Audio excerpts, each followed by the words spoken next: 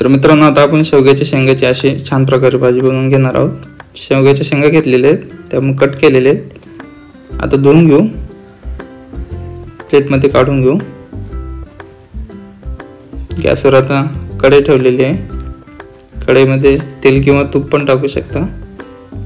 त्यात आपण आता जिरे टाकणार आहोत. जिरे असे तडतडले की लसणची पेस्ट आणि त्याच्यामध्ये कांदा झाला, एक चॉप केलेला टोमॅटो आता चांगला भाजून घ्यायचा आहे आपल्याला. त्याच्यामध्ये हळदी, चटणी, धना पावडर आणि चवीनुसार मीठ, हे सर्व प्रकारे मसाले हलवून घ्यायचे. याच्यात पाणी टाकतो. पाणी टाकणं म्हणजे थोडं मसाला वगैरे शिजून घेतो. शेंगदाण्याचं कूट, खोबऱ्याचा किस आणि आपण आता शेंगा टाकत आहोत.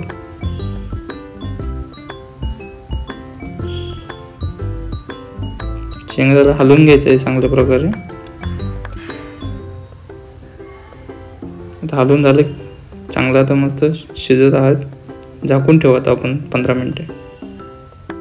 छान अशी शेवग्याची भाजी झालेली आहे. आता आपण पोळी किंवा भातासोबत खाऊ शकतो.